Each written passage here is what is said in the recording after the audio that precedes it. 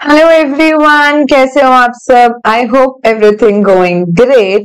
So let us continue with our question answer series. शुरू करें the questions of tax invoice, debit and credit note. Yes ma'am. चल, come to question number 2. Avatar enterprises Kanpur started trading exclusively in ayurvedic medicine from 1 July. उनका turnover 40 crore exceed हुआ था 3 अक्टूबर को, यानी 3 अक्टूबर को वो लायबल हो गए थे जीएसटी में रजिस्ट्रेशन लेने के लिए. फर्म ने अप्लाई किया 31 अक्टूबर को, हमने अप्लाई कर दिया रजिस्ट्रेशन के लिए 31 अक्टूबर को, और हमको आरसी मिला है कब? हमको आरसी मिला है नवंबर 5 को. ऐसे केस में रिवाइज्ड इनवॉइसेस के कोई प्रोविजंस आएंगे क्या, और अगर आएंगे तो कौन सी डेट तक हमको रिवाइज टैक्स इनवॉइसेस इश्यू करने होते हैं? चलो, सबसे पहले तो मैम, जब भी हम जिस दिन लायबल होते हैं, अगर वहां से 30 डेज के अंदर अंदर रजिस्ट्रेशन लेने के लिए अप्लाई कर देते हैं, जो हमने इस केस में किया है, तो हमको आरसी कब मिला वो इररेलेवेंट है. जिस दिन हम लायबल हुए थे वही हमारी क्या हो जाती है? इफेक्टिव डेट ऑफ रजिस्ट्रेशन हो जाती है. यानी इस केस में इफेक्टिव डेट ऑफ रजिस्ट्रेशन हो गया 3 अक्टूबर, लेकिन मुझे आरसी कब मिला है? 5 नवंबर. तो मैंने जितनी भी सप्लाईज 3 अक्टूबर से 5 नवंबर के बीच में करी है, उन सब के लिए मुझे क्या करना पड़ेगा? रिवाइज टैक्स इनवॉइस इश्यू करना पड़ेगा. बोलो कब तक करना पड़ता है? जिस दिन आरसी मिलता है वहां से 1 मंथ के अंदर अंदर. आरसी मिला 5 नवंबर को, जहां से 1 मंथ होता है 5 दिसंबर. यानी मैंने 3 अक्टूबर से 5 नवंबर के बीच में जितनी भी सप्लाई की, उन सब के लिए मुझे रिवाइज टैक्स इनवॉइस इश्यू कर देना पड़ेगा. कब तक? 5 दिसंबर तक कर देना पड़ेगा. विच इज 5 दिसंबर तक मुझे क्या करना पड़ेगा? रिवाइज टैक्स इनवॉइसेस को इश्यू कर देना पड़ता है. Correct ma'am. उसके बाद come to question number 3. Advance payment अगर मुझे मिला है और बाद में कोई सप्लाई हुई ही नहीं. देखो, जब आपको एडवांस पेमेंट मिलता है तो आप रिसिप्ट वाउचर इश्यू कर देते हो. बाद में अगर कोई सप्लाई होती नहीं है तो आप फिर क्या कर देते हो? रिफंड वाउचर इश्यू करके पैसा वापस दे देते हो. तो जब एडवांस मिलता है तब तो हम रिसिप्ट वाउचर इश्यू कर देते हैं, और बाद में कोई सप्लाई नहीं हो पाती है तो हम रिफंड वाउचर इश्यू करके पैसा वापस दे देते हैं. गुड्स अप्रूवल बेसिस पे भेजे हैं and are removed before the supply takes place. Approval अभी रिवाइज करवाया था ना कि रिटर्न अप्रूवल बेसिस में क्या होता है? एक्चुअल टाइम ऑफ सप्लाई या तो फिर 6 months from removal, whichever is earlier है, वहां तक आपको क्या कर देना पड़ता है? इनवॉइस इश्यू कर देना पड़ता है. Mister Mohan continuous supply of service देते हैं अपने क्लाइंट को जहां पे due date of payment ascertainable नहीं है. अगर due date of payment ascertainable नहीं है तो फिर जिस दिन एक्चुअल पेमेंट मिलेगा, जिस दिन एक्चुअल पेमेंट मिलेगा वहां तक हमको क्या करना रहेगा? इनवॉइस इश्यू करना रहेगा. अगर due date of payment ascertainable होता है तो जब एक्चुअल ड्यू डेट आ जाता है तभी हम क्या कर देते हैं? तब तक हमको इनवॉइस इश्यू कर देना पड़ता है. Right ma'am. उसके बाद कम टू क्वेश्चन नंबर 7. भूमिका care takers a registered person provides the services of repair and maintenance of electrical appliances.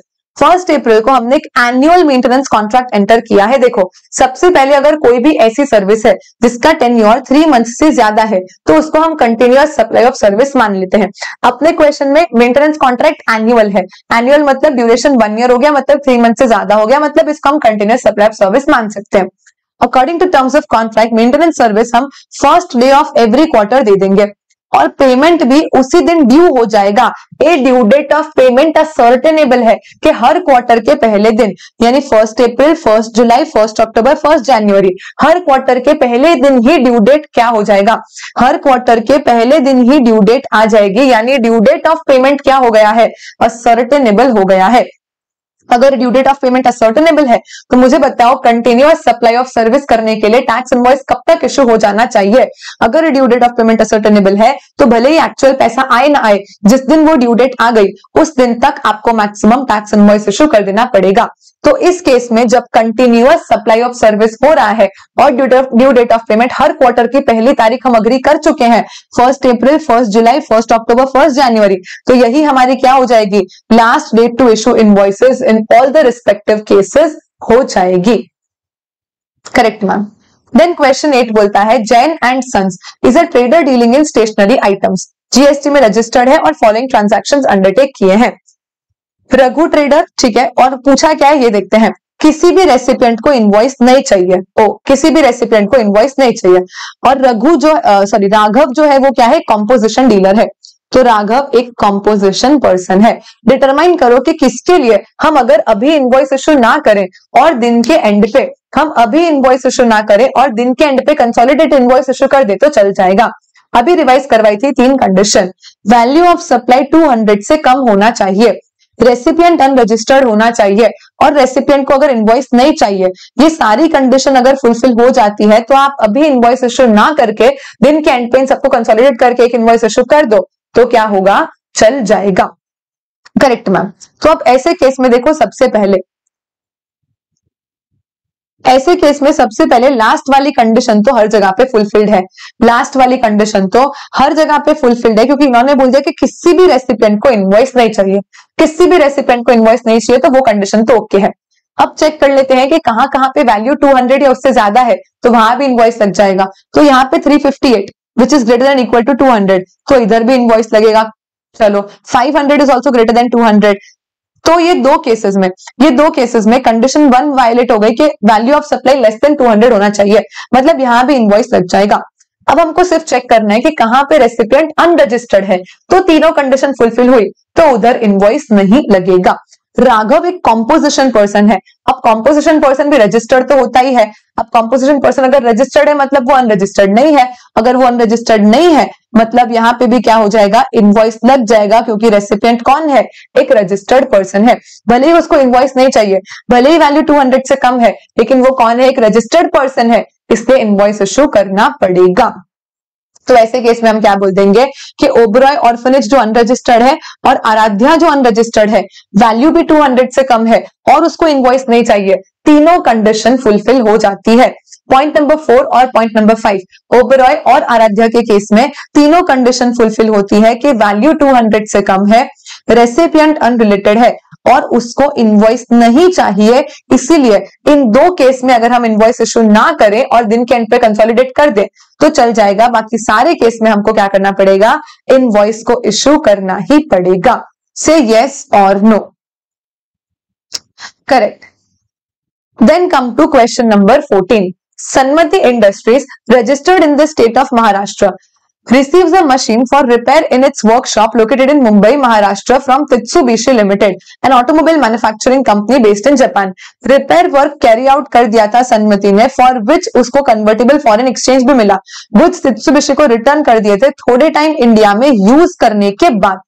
While raising the invoice for the said consideration, the accountant of Sanmati Industries approaches you as to whether dynamic QR code mandatory होगा कि नहीं होगा। अब एक बात समझना, देखो, अगर प्रीसीडिंग फाइनेंशियल ईयर का टर्नओवर 500 करोड़ से ज्यादा रहा है, not just preceding financial year, basically 2017-18 से लेकर प्रीसीडिंग फाइनेंशियल ईयर तक किसी भी साल में अगर टर्नओवर 500 करोड़ से ज्यादा हो जाता है तो ऐसे केस में हम बोलते हैं कि डायनेमिक क्यूआर कोड अप्लाई हो जाता है for any supply being made to unregistered person. लेकिन पर्टिकुलरली यहाँ पे देखो, टर्नओवर तो 550 करोड़ था, मतलब वो कंडीशन तो ओके है, पर हमको जो पेमेंट मिला है वो किस में मिला है, कन्वर्टिबल फॉरेन करेंसी में मिला है। तो कन्वर्टिबल फॉरेन करेंसी में मिलने वाले पेमेंट के लिए क्या हम डायनेमिक क्यूआर कोड दे सकते हैं? कन्वर्टिबल फॉरेन करेंसी मतलब हमको डॉलर, यूरो, पाउंड, येन ऐसे किसी करेंसी में पैसा मिला होगा तो वो तो होगा नहीं। डायनेमिक क्यूआर कोड में तो क्या होता है, quickly just scan, tap and पे इन वन गो। वैसा कन्वर्टिबल फॉरेक्स के लिए तो नहीं हो सकता, बिकॉज पूरी प्रोसीजर्स करनी पड़ती है। तो हम नॉर्मली भी पढ़ते हैं कि अगर नॉर्मली भी अगर कोई एक्सपोर्ट ट्रांजैक्शन होता है ना तो उसमें भी डायनेमिक क्यूआर कोड की एप्लीकेबिलिटी नहीं आती है। अब ये एक्सपोर्ट ट्रांजैक्शन हो या ना हो वो अलग बात है, बिकॉज समझना, क्योंकि यहाँ पे हमने क्या किया है, गुड्स को थोड़े टाइम के लिए इंडिया में यूज करके फिर भेजा है। अगर थोड़े टाइम के लिए इंडिया को यूज करके, गुड्स को यूज करके फिर अगर हम रिपेयर करके भेजते हैं ना, तो ऐसे केस में रिपेयर जहां होता है वही प्लेस ऑफ सप्लाई होता है। सेक्शन 13 परफॉर्मेंस बेस्ड सर्विस बोलती है कि सन्मति एंटरप्राइजेस ने महाराष्ट्र में इन गुड्स को रिपेयर किया है, यानी महाराष्ट्र ही प्लेस ऑफ सप्लाई माना जाएगा क्योंकि गुड्स यूज करके वापस भेजे गए हैं।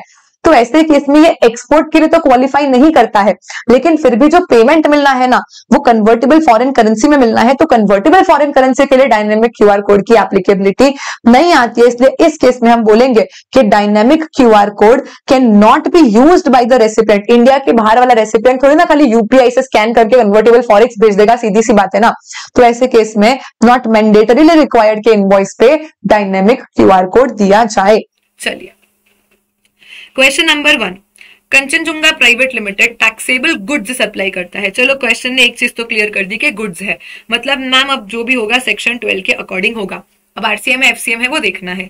To Sutlej private limited for 2,50,000 on 23rd June and issues the invoice on 25th June and payment is 15 June July. मतलब मैम कहीं पे आरसीएम का कोई मेंशन नहीं है, तो नॉर्मल सारे गुड्स तो फॉरवर्ड चार्ज मैकेनिज्म में ही टैक्सेबल होते होंगे। तो मैम मतलब मुझे टाइम ऑफ सप्लाई मिल जाएगा सेक्शन 12(2) के अकॉर्डिंग, विच इज गुड्स का forward charge mechanism. Right, question ने बोल दिया कि गुड्स है तो सेक्शन 12 लगाया, और एफसीएम है तो फिर 12(2) लग जाएगा। मतलब मैम अगर मैं प्रोविजन लिख के बैठूं तो मुझे 2 डेट चाहिए। कौन सी 2 डेट? इनवॉइस या तो लास्ट डेट ऑफ इनवॉइस, दोनों में से विच एवर इज अर्लियर। अब क्वेश्चन ने क्लियरली बोला कि हमने गुड्स को सप्लाई कर दिया है 23rd जून को। मैम हमने गुड्स को 23rd जून को सप्लाई कर दिया है, मतलब according to section 31 last date to issue invoice तो 23rd जून ही हो जाएगी, क्योंकि जिस दिन हम गुड्स डिलीवर कर देते हैं, रिमूव कर देते हैं, वही तो हमारी last date to issue invoice हो जाती है। पर हमने इनवॉइस को इशू किया है 25 जून को। मैम एक्चुअल इनवॉइस इशू हुआ है 25 जून को। तो मैम मुझे प्रोविजन में जो 2 चीजें चाहिए थी वो दोनों चीजें तो मेरे पास आ गई। तो सिंपली मैम अगर मैं विच एवर इज अर्लियर कर लूं तो 23 जून ही क्या हो जाएगा मेरा टाइम ऑफ सप्लाई। यानी इन लोगों ने जो जबरदस्ती मुझे कंफ्यूज करने के लिए यहाँ पे एक रेड फ्लैग दिया था पेमेंट का, वो तो एक्चुअली मेरे किसी काम का ही नहीं रहा। तो प्रोविजन लिखने से चीजें सिंपल हो गई और वो अननेसेसरी डेटा ऑटोमेटिकली क्या हो गया, एलिमिनेट हो गया। So with this we understand that the time of supply of goods is 23rd June being the last date on which invoices ought to be issued and not 25th जून जहां पे invoice actually issue हुआ है। And also पहले सबके लिए date of payment वगैरह relevant हुआ करता था, पर अब डेट ऑफ पेमेंट सिर्फ और सिर्फ कॉम्पोजिशन पर्सन और स्पेसिफाइड एक्शनेबल क्लेम्स के लिए अपन पेमेंट डेट देखते हैं, बाकी सबके लिए तो अपन पेमेंट की डेट देखते ही नहीं है। तो अब हमें क्या देखना है, invoice last date whichever is earlier. बोलो understanding everyone? Yes ma'am. Then moving on to question number 4. Trust Industries Limited has entered into a contract with VST Limited to supply gas by a pipeline to VST.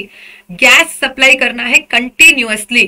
तो ma'am ये तो क्या हो गया, gas तो goods है, continuous supply of goods हो चुका है, ये कंटिन्यूअस सप्लाई ऑफ गुड्स है। मैम गुड्स का भी टाइम ऑफ सप्लाई तो निकलेगा कैसे, 12(2) के अकॉर्डिंग ही निकलेगा। तो मैम 12(2) के हिसाब से मुझे देखना क्या है, इनवॉइस की डेट या तो last date to issue invoice की date whichever is earlier.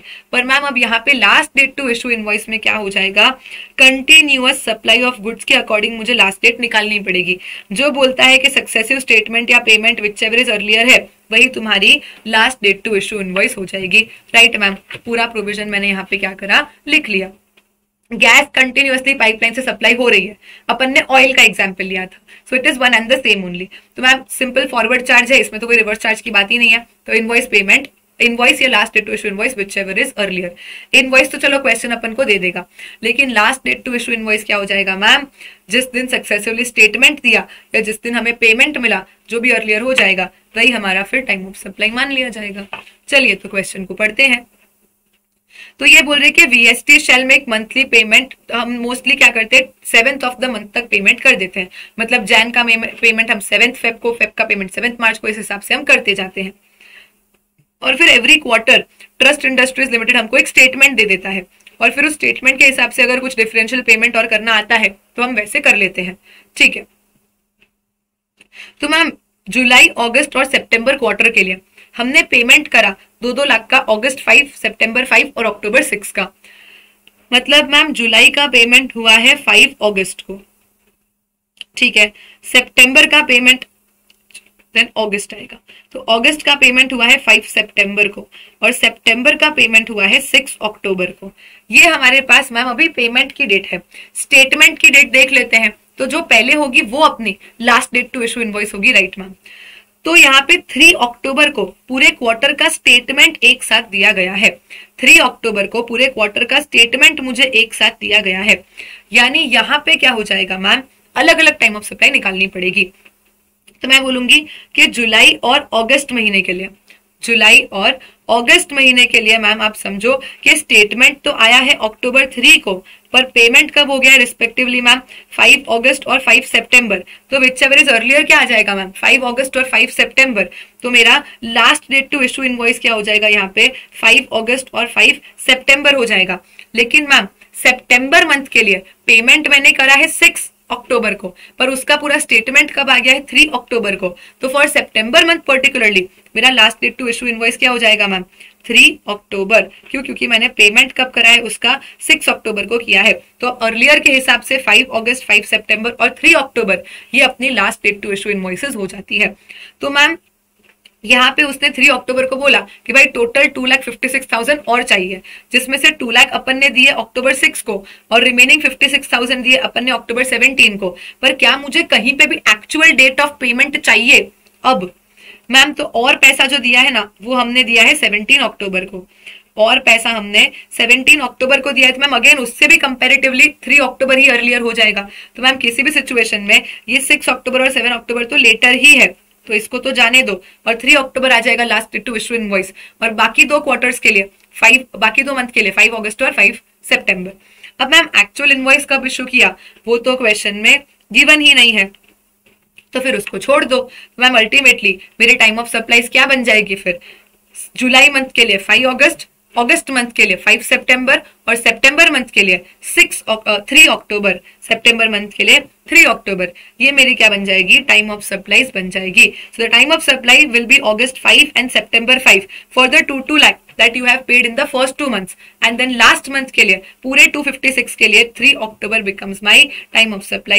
Are you understanding this everyone? बोलो yes.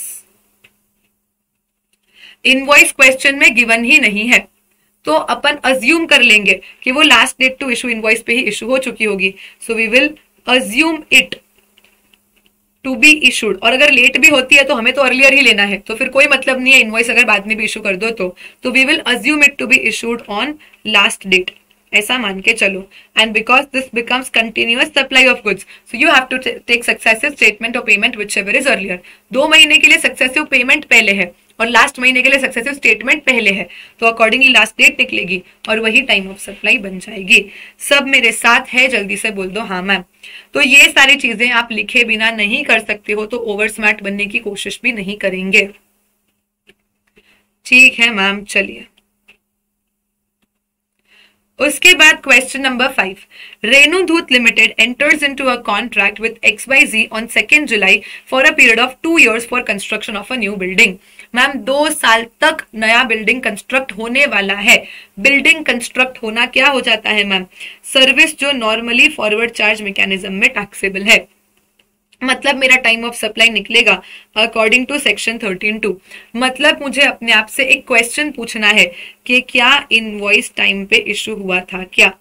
अगर आंसर आ जाता है यस तो I will take invoice payment earlier, अगर आंसर आता है नो तो I will have to take service payment whichever is earlier. जैसे ही मुझे पता चला कि 13(2) का क्वेश्चन है, मैं पूरा 13(2) सेक्शन लिख के बैठ गई।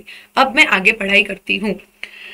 सो नाउ दे आर सेइंग कि अपन ने ऐसा अग्री करा है कि टोटल कंसिडरेशन 150 लाख का है, जिसमें से 50% एक डेट पे होगा जब आपकी 50% बिल्डिंग कंप्लीट हो जाएगी, बाकी का पेमेंट जब 75% बिल्डिंग कंप्लीट होगी तब होगा, बाकी का पेमेंट जब 10% 100% बिल्डिंग कंप्लीट होगी तब होगा, एटसेट्रा।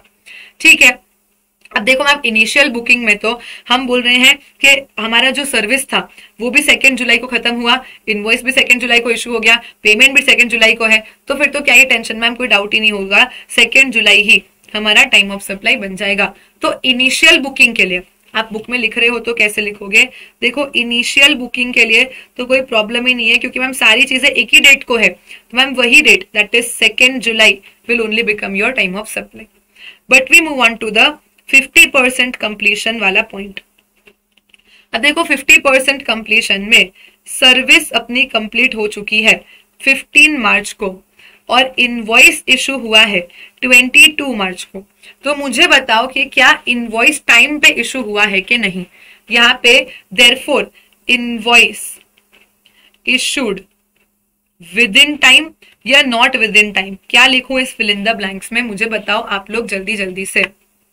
कंस्ट्रक्शन चलने वाला है 2 साल तक, which means it is continuous supply of service. And continuous supply of service में हम बोल देते हैं कि अगर हमारा पेमेंट किसी इवेंट से लिंक्ड है तो मैम जिस दिन इवेंट हुआ वही हमारा last date to issue invoice हो जाता है, क्योंकि ये कंटिन्यूअस सप्लाई ऑफ सर्विस है। तो मैम 15 मार्च को इवेंट हो गया जिसके कारण हमारा पेमेंट होना था, तो फिर यही तो last date to issue invoice हो गई, तो इनवॉइस तो मैम अब लेट हुआ है, तो यहाँ पे हम बोलेंगे कि invoice is not issued within time, which means अब मेरा टाइम ऑफ सप्लाई क्या हो जाएगा, सर्विस और payment whichever is earlier, मुझे इनवॉइस की डेट से कोई मतलब नहीं है। तो अब मैम सर्विस हुआ है 15 मार्च को और पेमेंट हुआ है 29 मार्च को, तो मैम अब विच एवर इज अर्लियर के हिसाब से मेरा टाइम ऑफ सप्लाई बन जाता है 15 मार्च। Are we understanding this everyone? जिसने भी पहले बोला कि मैम 30 दिन में इनवॉइस इशू हो गया तो it is within time, तो बेटा वो नॉर्मल सर्विस के लिए है, कंटिन्यूअस सप्लाई ऑफ सर्विस के लिए नहीं है। कंटिन्यूअस में तो जिस दिन इवेंट हुआ, जिस दिन पेमेंट की ड्यू डेट है, वही तो मैक्सिमम लास्ट डेट होती है इनवॉइस इशू करने के लिए। इसलिए I told you it is very important कि पहले आप ये देखो गुड्स है कि सर्विस है, आरसीएम है कि एफसीएम है, कंटिन्यूअस है कि नॉर्मल है, तो लास्ट डेट कैसे निकालना है, एंड अकॉर्डिंगली मैम हम चेक करेंगे सारे डेट्स को। बोलो तो सबका आंसर यहाँ पे देखो मैम, फर्स्ट में तो सब कुछ सेम ही डेट पे है, तो इशुएंस ऑफ इनवॉइस और सर्विस होना, पेमेंट होना सब एक ही डेट पे है, तो कुछ भी whichever is earlier low, everything is same only, तो 2 जुलाई ही आएगा। बट मैम सेकेंड केस में invoice is not issued within time, क्यों? क्योंकि कंटिन्यूअस सप्लाई ऑफ सर्विस है, तो वो इवेंट होने के दिन इशू हो जाना चाहिए था, तो इसलिए मैम फिर हम क्या ले लेंगे, इनवॉइस या सर्विस या payment earlier which comes as 15 March. तो अब मुझे बताओ 75% बिल्डिंग कंप्लीशन का टाइम ऑफ सप्लाई क्या आएगा? अगर 50% का अब आ गया है तो 75% का तो फिर अपने को खुद ही आ जाना चाहिए, तो बताओ मुझे।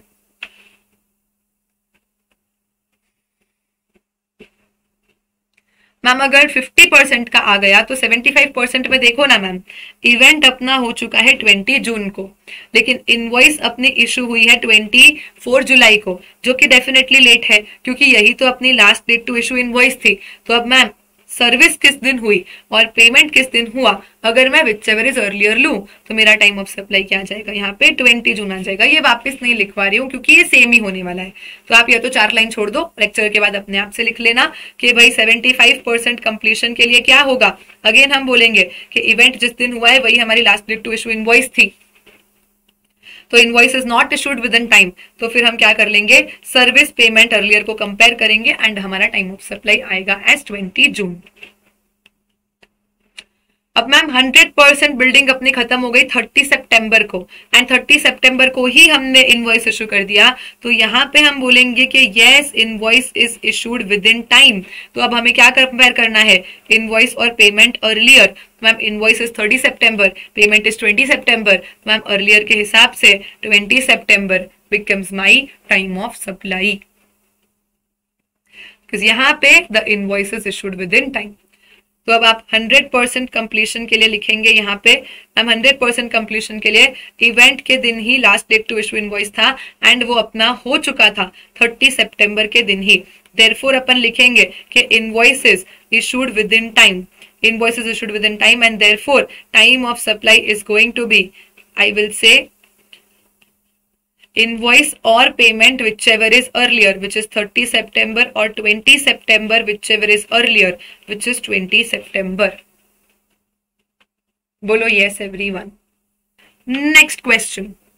Messrs KLM Limited, a publishing and printing house registered in Maharashtra, is engaged in supply of books, letter cards, envelopes, guides and reference materials. Information दे रखी है and आपको time of supply बताना है. Okay मैम, तो अब मुझे बताओ कि प्रिंटिंग ऑफ गुड्स और प्रिंटिंग ऑफ एनवेलप्स में गुड्स क्या है और सर्विस क्या है। बुक प्रिंट करा और एनवेलप प्रिंट करा, तो मैम बुक में कंटेंट प्राइमरी होता है तो इसको हम सर्विस मानते हैं, पर एनवेलप्स में टिश्यू पेपर्स में गुड्स की क्वालिटी मेन होती है तो इसको हम सप्लाई ऑफ गुड्स मानते हैं।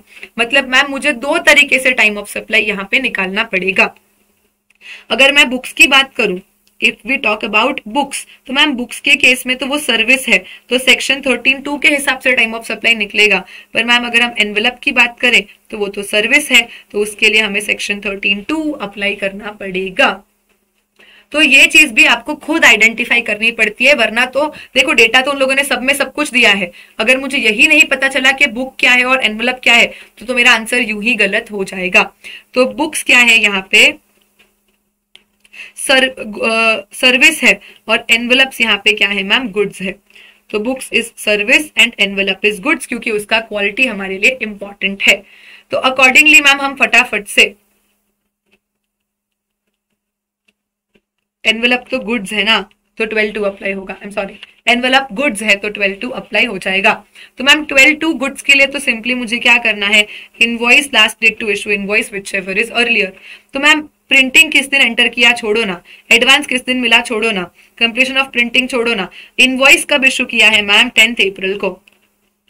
इनवॉइस इशू किया 10 अप्रैल को और गुड्स को रिमूव कर दिया था 7 अप्रैल को। तो अब मैम जिस दिन हम गुड्स को रिमूव कर लेते हैं वही तो हमारी last date to issue invoice हो जाती है। अब पेमेंट का तो कोई मतलब ही नहीं है। मतलब मैम इतनी सारी डेट दी थी, कुछ भी काम की नहीं थी, मैं पहले से प्रोविजन लिख के बैठी थी, तो मुझे पता था कि मुझे इनवॉइस या तो last date to issue invoice whichever is earlier ही लेना है।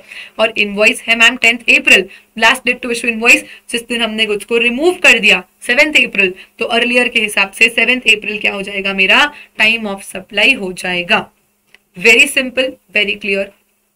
Yes ma'am.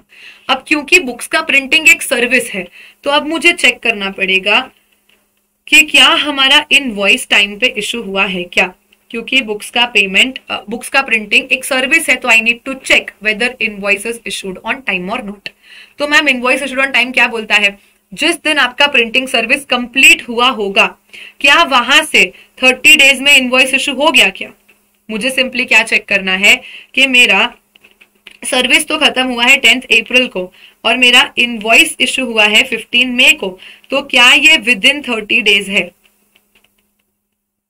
No ma'am, 30 days से तो ये लेटर ही हुआ है, मतलब invoice is not issued within time, invoice is not issued within time. तो फिर इस केस में मैम हमें क्या लेना पड़ेगा, supply payment whichever is earlier. और बुक का प्रिंटिंग खत्म हो चुका है 10 अप्रैल को विच इज सप्लाई। और पेमेंट की बात करें तो मैम 2 टुकड़ों में पेमेंट मिला है, थोड़ा सा एडवांस हमको पहले मिला है 20 मार्च को, और फिर बाकी का पेमेंट हमको और बैलेंस पेमेंट मिला है 31 मई को। अब ये सब रिमूवल की डेट ने, इशू की डेट ने, सब फालतू है। प्रोविजन लिखने से समझ में आया कि बाकी सारी डेट तो फालतू है। तो अब मैम पेमेंट 2 दिन को हो रहा है और सप्लाई इज ऑन 10 अप्रैल, तो फिर टेल मी यहाँ पे क्या 2 टाइम ऑफ सप्लाई आ जाएंगे। हाँ मैम, यहाँ पे 2 टाइम ऑफ सप्लाई आ जाएंगे। जो एडवांस मुझे थोड़ा सा पहले मिल गया था उसके लिए 20 March becomes the time of supply. जो यहाँ पे मैं यहाँ साइड में लिख देती हूँ, आप अच्छे से नीचे से लिख लेना। जो एडवांस मिल चुका है उसके लिए 20 मार्च इज टाइम ऑफ सप्लाई, और जो बैलेंस पेमेंट है वो बाद में मिला है पर उसका सर्विस पहले हो चुका है, तो उसके लिए 10 April becomes the time of supply. तो यहाँ पे देखो 7 अप्रैल तो हो जाएगा एनवेलप के लिए, और बुक्स के लिए अगर हम देखें तो थोड़ा 20 मार्च और थोड़ा 10 अप्रैल, दो यहाँ पे टाइम ऑफ सप्लाई आ जाती है। बट देखो इनका पूरा प्रोविजन पैराग्राफ पढ़ने बैठोगे तो कब कैसे रिवाइज कर पाओगे एग्जाम के लास्ट डे पे। इसलिए आपको बोल रही हूँ कि मेरे साथ साथ आपको ये चीजें लिख लो, एक नोटबुक में सारे आंसर लिखते ही जाओ। तो फटाफट से जब भी टाइम ऑफ सप्लाई करने बैठो क्वेश्चन बैंक से देखने का, आंसर नोटबुक से देखने का, चार्ट बना हुआ रहेगा तो वेरी इजी आपके लिए हो जाएगा। मैम क्योंकि 2 डेट ऑफ पेमेंट है तो यहाँ पे 20 मार्च अर्लियर है और यहाँ पे 20 अप्रैल अर्लियर है, तो अकॉर्डिंगली 2 टाइम ऑफ सप्लाईज आ जाएगी। बट एनवेलप में तो मुझे गुड्स है तो डेट से कोई मतलब ही नहीं है पेमेंट की, तो सिंपली मैंने invoice last date to issue invoice whichever is earlier ले लिया। Done ma'am. देन क्वेश्चन 10 जो बात करता है Andes private limited registered supplier है, प्रोडक्ट ए मैन्युफैक्चर करता है, प्रोडक्ट बी मैन्युफैक्चर करता है, प्रोडक्ट ए फॉरवर्ड चार्ज में टैक्सेबल है और प्रोडक्ट बी रिवर्स चार्ज में टैक्सेबल है, और आपको दोनों का टाइम ऑफ सप्लाई निकालना है। चलो ठीक है मैम, निकालते हैं। अब देखो अगर प्रोडक्ट ए, पहले अपन क्लियरली बात करते हैं सिर्फ और सिर्फ प्रोडक्ट ए की। प्रोडक्ट ए ये लोग बोल रहे हैं कि फॉरवर्ड चार्ज मैकेनिज्म में टैक्सेबल है, मतलब मैम प्रोडक्ट ए के लिए क्या लग जाएगा, प्रोडक्ट है यानी गुड्स है और फॉरवर्ड चार्ज है यानी 12(2) लग जाएगा। तो because A is goods taxable under forward charge mechanism, I am going to apply section 12(2) जो बोलता है इनवॉइस या तो last date to issue invoice whichever is earlier लेना है, बाकी कुछ भी काम का नहीं है। तो अब मैं फटाफट से इसमें रीड करती हूँ। इन्होंने ए और बी का डेटा एक साथ दे दिया है, तो पहले तो मैम जो भी बी का डेटा है ना, ये इन लोगों ने ए का डेटा दिया एज अबाउ उसके ही रिलेटेड है, मतलब ये डेटा ए का है, ये बी का है तो इसको पहले से ही छोड़ दो, ये भी डेटा बी का है, बी बी बी और बी, मतलब मैम एक बार के लिए मैंने बी का सारा डेटा क्या करने का डिसाइड करा है, इग्नोर करने का डिसाइड किया है।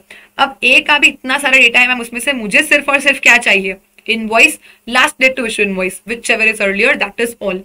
तो मैम सबसे पहले हमने पेमेंट की बुक्स में एंट्री है, फिर एक्चुअली रिसीव हुआ है बैंक में, मैम पेमेंट से तो हमें कोई मतलब ही नहीं है, रेड फ्लैग, इररिलेवेंट डेटा।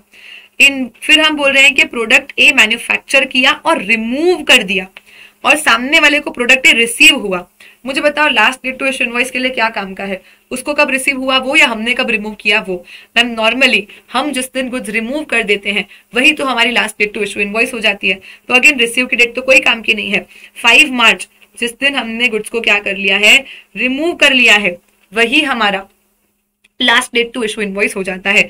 अब एक्चुअल इनवॉइस कब इशू करा है हमने, 4 मार्च को, एक्चुअल इनवॉइस हमने 4 मार्च को इशू कर दिया है। तो मैम व्हिचएवर इज अर्लियर के हिसाब से टाइम ऑफ सप्लाई आ गया 4 मार्च। ये लो कितना सारा डेटा इन लोगों ने दिया है। कोई भी स्टूडेंट क्वेश्चन देख के कैसे डर जाएगा कि इतना सारा डेटा है, कि पहले थोड़ा सा पेमेंट का बुक एंट्री है, बैंक एंट्री है, फिर उस वो गुड्स को हमने कब रिमूव किया, सामने वाले ने गुड्स को कब रिसीव किया, हमने कब इनवॉइस इशू किया, फिर थोड़ा सा बैलेंस पेमेंट उसने किस दिन दिया, फिर थोड़ा सा बैलेंस पेमेंट की बैंक में किस दिन एंट्री आई। तो इतनी सारी डेटा में से जस्ट बिकॉज हम प्रोविजन लिख के बैठ गए थे, चीजें हमारे लिए कितनी सिंपल हो गई कि पहले जो थोड़ा पेमेंट मिला वो भी जाने दो, बाद में जो थोड़ा पेमेंट मिला वो भी जाने दो, हमने कुछ किस दिन रिमूव किए बस वो काम का है, रिसीव किस दिन हुए हमें उससे भी कोई मतलब नहीं है। तो चीजें ऑटोमेटिकली सिंपल होती जाएगी अगर आप लिख लोगे प्रोविजन। अब मैम हम प्रोडक्ट बी की अगर बात करें तो वो ऐसा गुड्स है जो रिवर्स चार्ज मैकेनिज्म में टैक्सेबल है, मतलब हमें अप्लाई करना पड़ेगा 13(2). 13(2) क्या बोलता है, हमें किस दिन गुड्स रिसीव हुए, हमने किस दिन पेमेंट किया, और सामने वाले ने हमें जो इनवॉइस दिया वहां से आपको 31st डे गिनना है, और तीनों में से व्हिचएवर इज अर्लियर होगा वो फिर आपका टाइम ऑफ सप्लाई बनता है। Right ma'am, yes.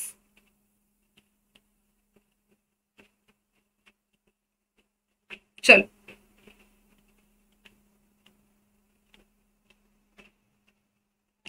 तो मैम फटाफट से हम डेट्स ढूंढने लग जाते हैं बी के लिए। तो अब बी में देखो मैम थोड़ा सा पेमेंट बायर को मिला है और फिर बैंक में उसकी रिसिप्ट है एक्चुअली, मतलब मैम बुक में बुक एंट्री तो है 17 फेब और बैंक एंट्री है 20 Feb. Ma'am book bank earlier के हिसाब से हम डेट ऑफ पेमेंट क्या बोल लेंगे, 17 फरवरी और 20 फरवरी, विचएवर इज अर्लियर लेंगे तो 17 फरवरी क्या बन जाएगा, अपना डेट ऑफ पेमेंट बन जाएगा, क्योंकि हमें क्या लेना है मैम, बुक बैंक अर्लियर। ठीक है, उसके बाद हम बोल रहे हैं कि ये तो चलो प्रोडक्ट ए का डेटा है। अब प्रोडक्ट बी की बात करें तो ma'am product B, oh sorry not 30, अरे I am sorry, this is 12(3) goods RCM.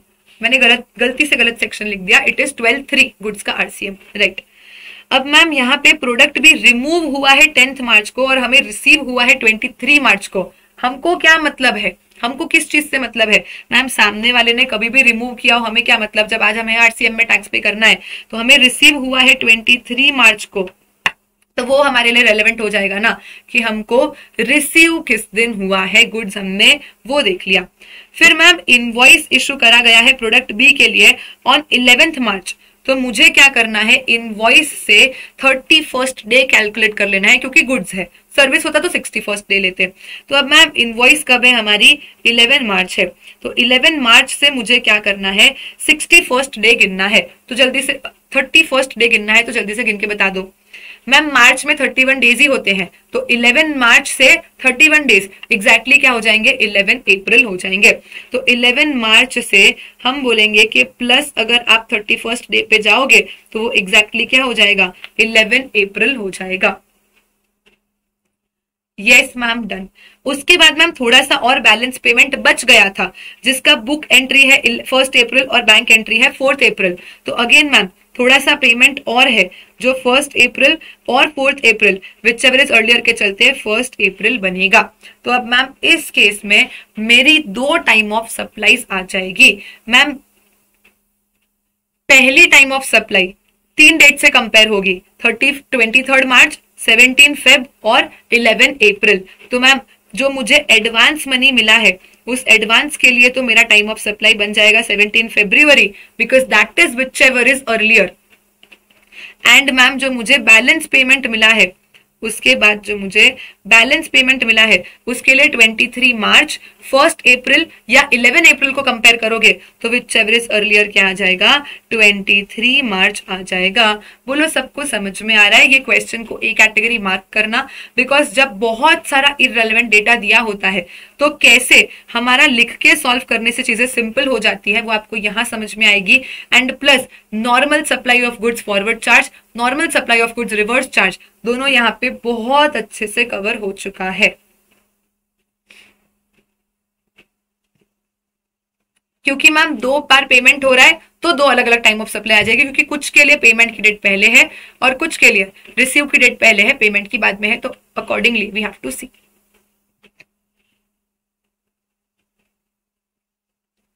बोलो डन डन डन। 10 क्वेश्चन में से 10 के 10 क्वेश्चंस यूनिक थे, आपको समझ आ रहा है? हमने नॉर्मल गुड्स फॉरवर्ड चार्ज किया, नॉर्मल गुड्स रिवर्स चार्ज किया, continuous goods forward charge, continuous services forward charge, then normal import of goods, associate enterprise से import of goods, rate change जहां पे कुछ सप्लाई के साथ मैच हो रहा है, रेट चेंज जहां पे इनवॉइस पेमेंट साथ में सप्लाई अलग है। ये सारे टाइप के क्वेश्चन मैं आपको करवा रही हूँ लिखा लिखा के। डन। Then come to question number 11। Again ये भी रेट चेंज का क्वेश्चन है। क्वेश्चन 11 बोलता है कि महेंद्र शर्मा एक इंटीरियर डेकोरेटर है और रजिस्टर्ड है अहमदाबाद गुजरात में और सर्विस देता है to one of his clients registered in Pune. Service complete हो गया था 10 अगस्त को और पेमेंट एंटर हुआ था बुक में 11 अगस्त को। अब मैम क्योंकि यहाँ पे हमें ऑलरेडी पता है कि रेट चेंज है, रेट चेंज हुआ है 16 अगस्त से, पहले रेट 5% था एंड अब वो 12% हो गया है। तो क्या मैम हम फटाफट से एक बार टाइमलाइन ड्रॉ कर देंगे क्या? Yes ma'am. तो अब टाइमलाइन के अकॉर्डिंग सबसे पहले हम हमेशा क्या प्लॉट करते हैं? Rate change. तो रेट चेंज हमारा हुआ है 16 अगस्त को, ठीक है। अब ये लोग बोल रहे हैं कि हमने सर्विस कर दिया था, provision of service was completed on 10 अगस्त, मतलब मैम हमारी जो सर्विस थी ना, सर्विस वो तो 10 अगस्त को हो चुकी है। पेमेंट हमको बुक्स में एंट्री, अब मैम पेमेंट के लिए तो बुक बैंक दोनों देखना पड़ेगा ना। हाँ, तो एज ऑफ नाउ इन्होंने बुक की पेमेंट की एंट्री दे दी है विच इज 11/8। अभी अपना बैंक देखना बाकी है, ठीक है। हावेवर पेमेंट ये लोग बोल रहे हैं कि बैंक में क्रेडिट हुआ था 17 को। मैम बैंक में पैसा कब आया है? 17/8 को आया है। क्या ये with in 4 days of rate change है? क्या ये with in 4 days of rate change है क्या? हाँ मैम, रेट चेंज तो हो गया था 16 को ही, रेट चेंज 16 को ही हो गया था एंड इमीडिएट नेक्स्ट डे 17 को ही बैंक में पैसा आ गया, मतलब yes this is within 4 days of rate change. तो can I take whichever is earlier as my date of payment? Yes ma'am. So which means कि 11/8 क्या हो जाएगा यहाँ पे? मेरा डेट ऑफ पेमेंट हो जाएगा। And invoice was raised on 23/8। तो यहाँ पे आई विल से कि जो इनवॉइस है वो हमारा 23/8 को रेज किया गया है। अब महेंद्र बोलता है कि 5% जीएसटी लगाओ जो कि ओल्ड रेट है, लेकिन डिपार्टमेंट बोलता है कि 12% जीएसटी लगाओ जो कि न्यू रेट है। तो अब जल्दी से बता दो कि टाइम ऑफ सप्लाई क्या होगा और कौन सी रेट लग जाएगी। फटाफट बता दो कि टाइम ऑफ सप्लाई क्या होगा और कौन सी रेट लग जाएगी। अब पूरा प्रोविजन आपके सामने है। तो मैम देखो, क्योंकि 2 चीजें पहले है, 2 चीजें रेट चेंज के पहले है, which means ma'am according to majority rule हम क्या बोलेंगे कि ओल्ड रेट ही यहाँ पे एप्लीकेबल होगा। और अगर हम सप्लाई को फिक्स कर लें तो सप्लाई के साथ क्या मैच हो रहा है मैम? पेमेंट। तो डेट ऑफ पेमेंट, सप्लाई को हम क्या करेंगे? फिक्स करेंगे, उसके साथ पेमेंट मैच हो रहा है, तो date of payment which is 11/8 will become my time of supply. यानी डिपार्टमेंट का बोलना गलत है कि 12% जीएसटी लगेगा, महेंद्र का बोलना सही है कि ओल्ड रेट से 5% ही जीएसटी लग जाएगा। तो हु इज करेक्ट हियर? तो Mahendra is correct here, Mahendra is correct here and 5% GST ही यहाँ पे लगेगा। ये बोल रहे हैं क्या आपका आंसर बदल जाएगा अगर पैसा बैंक में क्रेडिट होता 14 डेट को इंस्टेड ऑफ 17? मैम अगर बैंक में पैसा 14 को ही आ गया होता तो मैम उस केस में तो हम क्या बोलेंगे? अगर बैंक में पैसा 14 को ही आ गया होता तो मैम वो तो रेट चेंज के पहले ही है। लेट्स से अगर हमारे बैंक में पैसा 14 को आ गया होता तो मैम बुक 11 बैंक 14, एंड वो तो मैम रेट चेंज के बाद नहीं, रेट चेंज के पहले ही है, तो normally which ever is earlier ले लो, तो भी ma'am which ever is earlier के हिसाब से 11 और 14 में 11 ही पहले होता, मैम डेट ऑफ पेमेंट फिर भी 11 ही आता, डेट ऑफ पेमेंट फिर भी 11 ही आता, सर्विस इनवॉइस फिक्स ही है, तो हम बोलेंगे कि नो, यहाँ पे कोई आंसर चेंज नहीं होता, क्योंकि अगर रेट चेंज के 4 दिन के बाद तुम बोल रहे हो बैंक में पैसा आएगा तो हमारा डेट ऑफ पेमेंट बदलेगा, यहाँ पे तो रेट चेंज के पहले ही बैंक में पैसा आ गया है, तो फिर तो मैम अर्लियर के हिसाब से यही हमारी फिर से डेट ऑफ पेमेंट रहेगी और हमारा कोई आंसर चेंज नहीं होगा, because date of payment remains same, service और सब इनवॉइस तो वैसे भी सेम ही है, तो टाइम ऑफ सप्लाई भी सेम ही रहेगा। अब अपन एक एक करके क्वेश्चंस देखते हैं और उल्टे से देखेंगे क्वेश्चंस। चलो आ जाओ। क्यों मैम ऐसा? बस मेरे को मजा आया। वाह मैम। चलो कम टू क्वेश्चन नंबर 12। ये आया था नवंबर 23 की एग्जाम में। क्वेश्चन 12 बोलता है मिस्टर ब्रोकर जिसने रॉन्गली अवेल किया है आईटीसी 1,25,000 का अक्टूबर महीने का रिटर्न फाइल करते टाइम, ठीक है, तो अक्टूबर महीने का रिटर्न मैंने फाइल किया होगा। कब फाइल किया है? देखो अक्टूबर मंथ का 3B हमने 18 नवंबर को फाइल किया था, तो अक्टूबर मंथ का 3B जो मैंने 18 नवंबर को 3B फाइल किया था, वहां पे मैंने कुछ गलत आईटीसी अवेल कर लिया था 1,25,000 का। देखो सिर्फ अवेल करने में तो कोई प्रॉब्लम है ही नहीं, क्योंकि जिस दिन यूटिलाइज करोगे इंटरेस्ट तो वहां से लगेगा। अभी मैंने सिर्फ और सिर्फ गलत आईटीसी को अवेल किया है विच इज 1,25,000, ठीक है मैम। उसके बाद क्या हुआ, ये आईटीसी को मैंने यूटिलाइज नहीं किया अक्टूबर महीने में। एक्चुअली इस 1,25,000 में से थोड़ा सा अमाउंट यूटिलाइज हुआ। थोड़ा सा अमाउंट, कितना अमाउंट? 75,000। 75,000 यूटिलाइज हुआ था। कब हुआ था? नवंबर मंथ का रिटर्न भरते टाइम 75,000 मैंने नवंबर मंथ में यूटिलाइज किया, जिसका रिटर्न मैंने भरा है 25 दिसंबर को। नवंबर मंथ का रिटर्न भरा गया है 25 दिसंबर को, जब मैंने 75,000 को यूटिलाइज कर लिया था। ओके, अब ये जो 75,000 यूटिलाइज कर लिया था, ये मैंने 10th मार्च को फिर से रिवर्स कर दिया है।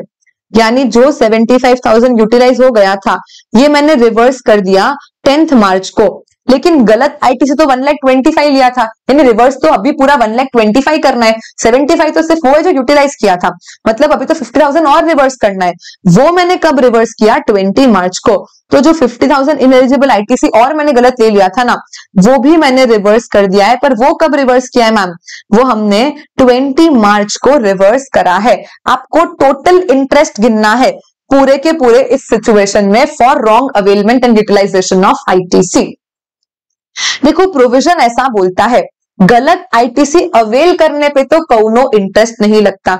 मतलब ये जो 50,000 मैंने रिवर्स किया है, ये तो मुझे प्योरली नो इंटरेस्ट के साथ बस रिवर्स कर देना है। आईटीसी गलत लिया था पर कभी यूज तो किया नहीं, अब यूज नहीं किया तो इंटरेस्ट नहीं लगेगा। बस पूरा का पूरा 50,000 आप क्या करो, गवर्नमेंट को वापस दे दो।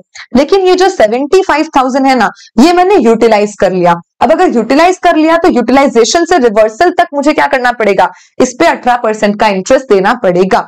यानी 75,000 के ऊपर जो मैंने यूटिलाइज कर लिया, आई विल हैव टू पे 18% का इंटरेस्ट। द क्वेश्चन इज कितने दिन के लिए? देखो मैम, जब अवेल किया था ना, यहां तो अवेल किया था, ये तो किसी काम का नहीं। यूटिलाइज कब किया? नवंबर मंथ में, जिसका रिटर्न कब फाइल किया? 25 दिसंबर को। हम ऐसा बोलते हैं कि जिस महीने में आप यूटिलाइज कर लेते हो ना, डेट ऑफ यूटिलाइजेशन कैसे गिना जाता है? The due date to file return और the actual date of filing return whichever is earlier. यानी नवंबर मंथ में जब मैंने आईटीसी यूटिलाइज किया है ना, नवंबर मंथ का रिटर्न भरने की ड्यू डेट क्या थी? 20 दिसंबर होती है मैम। लेकिन एक्चुअल डेट मैंने रिटर्न भरा कब? मैम 25 दिसंबर को। विच एवर इज अर्लियर क्या आएगा? 20 दिसंबर। यानी मेरा जो इंटरेस्ट है ना यूटिलाइजेशन का, वो 20 दिसंबर से ही शुरू हो जाएगा। 20 दिसंबर से 10 मार्च तक मुझे क्या करना पड़ेगा? यूटिलाइजेशन पे इंटरेस्ट भरना पड़ेगा। तो ये कितने दिन हुए मैम? दिसंबर में होते टोटल 31 डेज, जिसमें से 20 जाने दो, यानी 11 डेज हो गए दिसंबर के, प्लस 31 जैन के, प्लस 28 लेकिन ये 2022 है। हाँ 2022 है, 23 है, मतलब लीप ईयर भी नहीं है, तो 28 डेज ऑफ फेब्रुवरी हो गए एंड हो गए अपने 10 डेज ऑफ मार्च। अपन कर लेंगे 365। तो ये कितने दिन हुए? Let us see. 11 plus 31 plus 28 plus 10 upon 365 into 18% multiply by 75,000 यानी 2959 का मुझे क्या लग जाएगा, इंटरेस्ट लग जाएगा। बोलो सबको समझ आया, मजा आया, याद हुआ। Section 50 wrong availment and utilization of ITC का मस्त धांसू क्वेश्चन है। सारे कॉन्सेप्ट्स कवर हो जाते हैं कि अवेल करने वाली डेट कोई काम की नहीं, रिवर्स करने वाली डेट काम की है, लेकिन अगर यूटिलाइज किया होगा तो ही रिवर्सल पे इंटरेस्ट लगेगा, जो यूटिलाइज ही नहीं किया था ना उस पे इंटरेस्ट नहीं लगेगा। अब जो यूटिलाइज कर लिया उसका यूटिलाइजेशन से रिवर्सल तक इंटरेस्ट लगेगा। रिवर्सल की डेट अपने पास है, यूटिलाइजेशन की डेट क्या होगी, एक्चुअल ड्यू डेट, या तो जो एक्चुअल डेट है रिटर्न फाइलिंग की वो, या due date whichever is earlier. Actual date 25 थी मैम, अर्लियर ड्यू डेट आ गई थी, तो फिर अपन को ड्यू डेट से ही ये यूटिलाइजेशन का इंटरेस्ट गिनना शुरू करना पड़ेगा। रिविजन हम लोग कर रहे हैं, ठीक है मैम, समझ गए। चलो क्वेश्चन 4 क्या बोलता है, Messrs PPC and company ITC लिया है कितना, 42,500 during the month of September IGST head में। लेना था एक्चुअली सी और एस में, गलती से आईजीएसटी में ले लिया है। तो ये बोल रहा है क्या प्रॉब्लम है, जीएसटी पीएमटी 09 फाइल करो और अमाउंट को ट्रांसफर कर लो। तो क्या हम जीएसटी पीएमटी 09 फाइल करके अमाउंट को ट्रांसफर कर सकते हैं क्या? अरे बुद्धि घास चरने चली गई है क्या? कैश लेजर में जो जीएसटी पीएमटी 09 फाइल होता है वो कैश लेजर में होता है। क्रेडिट लेजर में गलत इनपुट टैक्स क्रेडिट लेने के लिए जीएसटी पीएमटी 09 का कोई प्रोविजन ही नहीं है। ये तो जेन्युइनली पूरा रेड फ्लैग क्वेश्चन हो गया, लेकिन फिर भी बच्चे कंफ्यूज हो जाते हैं। भाई देखो पीएमटी 09 यहाँ पे बड़े बड़े हैंडराइटिंग में लिख दो, सिर्फ और सिर्फ कैश लेजर के लिए लगता है कि कैश का गलत चलन भर गया है तो आप पीएमटी 09 फाइल करके पैसा ट्रांसफर कर सकते हो, लेकिन गलत आईटीसी लेने पे जीएसटी पीएमटी 09 फाइल नहीं होता है। बोलो यस एवरीवन। हाँ, तो ये सारे क्वेश्चंस एकदम सिंपल है। देखो अगर आप कभी भी लेट रिटर्न भरते हो ना, मानो मेरा आउटपुट टैक्स पेएबल 100 का था, मेरे पास 30 का आईटीसी अवेलेबल है और मैंने 70 कैश लेजर से पे किया, तो बोलो जो इंटरेस्ट है वो किस अमाउंट पे लगेगा, 100 के 70? मैम सिर्फ और सिर्फ 70। तो 4-5 क्वेश्चन सारे एक जैसे इसी कॉन्सेप्ट पे बेस्ड है कि जितना भी अमाउंट आप नेट अपने कैश लेजर से पे करते हो ना, हमेशा सिर्फ उसी अमाउंट के ऊपर आपको इंटरेस्ट लगाना पड़ता है। और देखो आरसीएम तो हमेशा कैश से ही पे होता है, ये हमको ऑलरेडी पता है। तो अगर कभी भी आरसीएम का पेमेंट आपने लेट किया है तो ये तो हमेशा कंपलसरी कैश से पे होगा, तो इस पे तो इंटरेस्ट लग ही जाएगा। प्लस अगर कोई और फिगर आपने क्या करी है, कैश से पे कर दी है। अब देखो इस वाले क्वेश्चन में इन्होंने बोला कि आउटपुट टैक्स पेएबल इतना है, इतना आरसीएम में पेएबल है, इतना क्रेडिट है, और सब मिला के देखो अगर मेरा आउटपुट टैक्स पेएबल 4,50,000 था और मेरे पास क्रेडिट 250 का है, मतलब क्या हो गया 2 लाख। 2 लाख तो मुझे क्या करना पड़ेगा, कैश से पे करना पड़ेगा, और प्लस 18,000 जो आरसीएम है वो तो मुझे कैश से पे करना ही करना है। मतलब आरसीएम को मिला के 2,18,000 मैंने क्या किया, कैश से पे किया। सिमिलर फॉर C&S कैलकुलेशन है। और अब इन्होंने क्वेश्चन में बोल दिया कि 60 डेज का डिले हो रहा है। क्वेश्चन ने बोल दिया कि 60 डेज का डिले हो रहा है, तो सिंपल है ना, for the period of delay cash से कितना पे किया, 2,18,000 मल्टीप्लाई बाई 18% का interest into period of delay कितना है 60 डेज, तो इंटू 60 अपॉन 365 करो, आपको मिल जाएगा आपका इंटरेस्ट का फिगर। और यही क्वेश्चन बोलता है कि मानो भर भर के अपने पास क्रेडिट बैलेंस पड़ा होता, भर भर के क्रेडिट बैलेंस पड़ा होता, सब कुछ हमने अपने क्रेडिट से ही सेट ऑफ कर लिया, तो इंटरेस्ट कितना आता। अगर भर भर के क्रेडिट बैलेंस पड़ा होता तो सारा का सारा पेएबल आप अपने क्रेडिट से सेट ऑफ कर पाते, लेकिन जो आरसीएम है ना वो तो फिर भी किसी के पप्पा आपको नहीं बचा पाते, आपको कैश से ही पे करना पड़ता। तो सिर्फ और सिर्फ जो आरसीएम की फिगर्स है 18,000, 32,000, 32,000, बस उसी पे 60 डेज का 18% का इंटरेस्ट लगता। जो अमाउंट कैश से पे होता है, आई रिपीट अगेन, जो अमाउंट कैश से पे होता है बस उसी के ऊपर डिलेड पेमेंट के लिए 18% से इंटरेस्ट लगता है। आरसीएम तो हमेशा ही कैश से पे होता है। प्लस अगर सेट ऑफ करने के बाद आईटीसी कुछ और पेएबल बच जाता है जो भी आपने कैश से पे किया, तो उसके ऊपर भी आप क्या करना, इंटरेस्ट लगा देना। ये हो गया अपना पूरा क्वेश्चन नंबर 5। चलो आ जाओ क्वेश्चन नंबर 8 पे, इसको मार्क कर दो ए कैटेगरी। ये एक क्वेश्चन भी अगर करोगे ना तो आपके सारे टीडीएस के कॉन्सेप्ट्स रिवाइज हो जाएंगे। सिंगल कॉम्प्रिहेंसिव क्वेश्चन है जिसमें टीडीएस का सब कवर हो जाता है, सेक्शन 51। चलो, मनिहार एंटरप्राइजेस जो कि दिल्ली में रजिस्टर्ड है, एंगेज्ड है various kinds of supplies of good services में, और गवर्नमेंट वाले लोगों को ही सप्लाई करते हैं, मतलब अपना टीडीएस कटेगा। इंफॉर्मेशन दिया है अक्टूबर मंथ के लिए और अपने को टीडीएस गिन के बताना है, और जीएसटी का रेट हर जगह पे क्या है, 18% है। ठीक है, टीडीएस कब कटेगा, जब taxable value of supply 2.5 lakh से ज्यादा है तब। अब यहाँ पे सबसे पहली चीज ध्यान देना कि क्वेश्चन ने बोला है इंक्लूसिव जीएसटी कॉन्ट्रैक्ट वैल्यूज दी है। अगर ये चीज आपने नहीं देखी तो आपका पूरा का पूरा क्वेश्चन गलत हो जाएगा। हमको सिर्फ और सिर्फ टैक्सेबल वैल्यू देखनी है, वो 2.5 लाख से ज्यादा होनी चाहिए। यहाँ पे टोटल वैल्यू दी है इंक्लूसिव, मतलब सारे फिगर्स को एक्सक्लूसिव ऑफ जीएसटी बनाना पड़ेगा। समझ गए मैम? सबसे पहला हमने कोलकाता डिपार्टमेंट को कुछ सप्लाई किया है 2,60,000 इंक्लूसिव जीएसटी। तो देखो अगर हम 2,60,000 को डिवाइडेड बाई 118% करते हैं तो एक्सक्लूसिव अमाउंट क्या आया 2,20,339, यानी ये तो लेस देन 2.5 लाख है। ये देख के 260 देख के तो आप टीडीएस लगा देते, लेकिन हमको 260 नहीं देखना है, हमको exclusive of GST taxable value देखनी है। और टैक्सेबल वैल्यू क्या है 2,20,000 ही है सिर्फ, यानी ऐसे केस में हम बोलेंगे कि टीसीएस नहीं आएगा because the value of supply is less than 2.5 lakh, therefore no TCS. Second case में म्युनिसिपल कॉर्पोरेशन को कार रेंटल सर्विस दिया 2,95,000 divided by 118%। Ma'am exact 2.5 lakh आया, एग्जैक्ट 2.5 लाख पे टीडीएस नहीं आता। मैंने बार बार बताया ग्रेटर देन 2.5 लाख होगा तो टीडीएस आएगा, ग्रेटर देन 2.5 लाख होगा तो टीडीएस आएगा। एग्जैक्ट 2.5 लाख के ऊपर भी टीडीएस नहीं आता है। ठीक है मैम। हैवी मशीन सप्लाई किया है हमने उत्तराखंड की एक पीएसयू को 5,90,000। हाँ ये दिख रहा है कि अगर हम 5,90,000 डिवाइड बाई 118% करते हैं तो 5 लाख आता है। 5 लाख क्या है ग्रेटर देन 2.5 लाख है, मतलब यहाँ पे टीडीएस आएगा। अक्टूबर मंथ में कितना पेमेंट ड्यू है 25,000। हम कहां से हैं, हम दिल्ली से हैं और प्लेस ऑफ सप्लाई कहां पे है उत्तराखंड में है, मतलब आईजीएसटी हो गया, यानी 25,000 का 2% 500 आईजीएसटी का टीडीएस कट जाएगा। 25,000 का 2% यानी कि 500 आईजीएसटी का टीडीएस कट जाएगा। ठीक है मैम।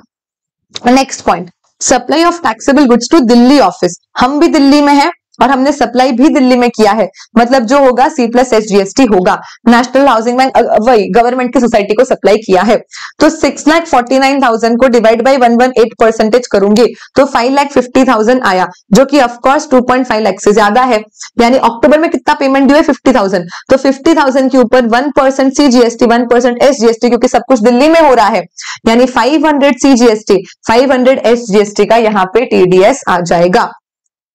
500 CGST SGST का टीडीएस आ जाएगा। ठीक है मैम। उसके बाद इंटीरियर डेकोरेशन सर्विस दिया है आंध्र भवन जो दिल्ली में लोकेटेड है। कॉन्ट्रैक्ट लेकिन हमने आंध्र प्रदेश की गवर्नमेंट के साथ एंटर किया है जो आंध्र प्रदेश में ही है। अब देखो हुआ क्या, हम तो सप्लायर हैं दिल्ली में, रेसिपिएंट इन्होंने बोल दिया कि आंध्र प्रदेश में लोकेटेड है, लेकिन प्लेस ऑफ सप्लाई क्या होगा ये देखो। तो ma'am place of supply interior decoration service है, मतलब service in relation to an immovable property है। अगर service in relation to immovable property होता है तो ऐसे केस में हम क्या बोलेंगे, जहां प्रॉपर्टी वही प्लेस ऑफ सप्लाई। अब जो प्रॉपर्टी है भवन है वो तो दिल्ली में लोकेटेड है, मतलब सप्लायर और प्लेस ऑफ सप्लाई दोनों दिल्ली में है, लेकिन रेसिपिएंट किसी अलग स्टेट में है। ये तो टीडीएस के एक्सेप्शन में फॉल होता है ना, बिकॉज बिल बनेगा C+SGST दिल्ली का, लेकिन रेसिपिएंट कौन सा टीडीएस काट पाएगा, C+ आंध्र प्रदेश स्टेट का SGST का, जो तो कोई सेंस नहीं बनाएगा क्योंकि कभी सेट ऑफ ही नहीं हो पाएगा। तो ऐसा केस जब सप्लायर और प्लेस ऑफ सप्लाई एक स्टेट में है लेकिन रेसिपिएंट अलग स्टेट में है, ऐसे केस में कितना ही वैल्यू ऑफ सप्लाई हो जाए अपन बोलेंगे कि टीडीएस कभी आ ही नहीं सकता है। ये रिविजन अब भी करवाया था जब मैंने आपको एक्सेप्शन में समझाया। उसके बाद हमने बुक्स और पोस्ट कार्ड दोनों का एक साथ सप्लाई कर दिया। टोटल कॉन्ट्रैक्ट वैल्यू 9,72,000 का है। ठीक है, 9,72,000 का टोटल कॉन्ट्रैक्ट वैल्यू है, जिसमें से हम बोल रहे हैं कि 7 लाख बुक्स के लिए है जो जीएसटी में एग्जेम्प्ट है, तो छोड़ दो क्योंकि हमको तो सिर्फ taxable value of supply check करना है। तो बचा क्या 2,72,000 जो कि टैक्सेबल है, लेकिन ये तो इंक्लूसिव ऑफ जीएसटी हो गया क्योंकि सारे फिगर्स इंक्लूसिव है। तो अगर मैं 2,72,000 डिवाइडेड बाई 118% करके एक्सक्लूसिव फिगर निकालती हूं तो वो आता है 2,30,508। अरे 2,30,000 तो लेस देन 2.5 लाख हो गया, यानी जो टैक्सेबल वैल्यू ऑफ सप्लाई है वो तो लेस देन 2.5 लाख है। तो अगेन यहाँ पे भी हम बोल देंगे कि टीडीएस नहीं आएगा, क्योंकि टीडीएस सिर्फ वही आता है जहां टैक्सेबल वैल्यू 2.5 लाख से ज्यादा होता है। ओके मैम, लास्ट पॉइंट बोलता है maintenance of street light in municipal area of east Delhi. Maintenance of street light करना है, जो कि आर्टिकल 243W में नोटिफाइड है, और जो कॉम्पोजिट सप्लाई है गुड्स का वैल्यू भी मोर देन 25% नहीं है। अब एग्जेम्पशन चैप्टर में हम एक पर्टिकुलर एग्जेम्पशन पढ़ते हैं कि अगर आप प्योर सर्विसेज देते हो या कॉम्पोजिट सप्लाईज देते हो, लेकिन कॉम्पोजिट में भी आपका जो गुड्स का वैल्यू है ना, वो टोटल वैल्यू के 25% से कम है, और आप आर्टिकल 243GW के रिलेटेड कोई भी सर्विस ऐसी CGST ड्यूटी एलए को दे देते हो, तो वो जीएसटी में एग्जेम्प्ट हो जाती है। तो ये पर्टिकुलर पॉइंट अपने एग्जेम्पशन चैप्टर में फॉल होता है, विच मींस ये तो पूरा ही 3,50,000 जीएसटी में एग्जेम्प्ट हो जाएगा। अगर पूरा अमाउंट ही जीएसटी में एग्जेम्प्ट है, तो एग्जेम्प्टेड चीज के ऊपर तो यूं भी टीडीएस नहीं आता, सिर्फ टैक्सेबल वैल्यूज पे ही टीडीएस आता है। बहुत बहुत अच्छा क्वेश्चन है ये, जहां पे less than 2.5 lakh, exact 2.5 lakh दोनों कवर हुआ, मोर देन 2.5 लाख में आईजीएसटी भी आया, सी प्लस एसजीएसटी भी आया। अगर टैक्सेबल एग्जेम्प्ट मिक्स सप्लाई है तो क्या करना है, ये जो एक्सेप्शन है वो भी आया, और पर्टिकुलरली एग्जेम्प्ट सप्लाई है तो भी क्या करना है, मतलब आपका पूरा टीडीएस चैप्टर इस एक ही क्वेश्चन से रिवाइज हो जाएगा। बोलो आ गया सबको समझ में, यस और नो?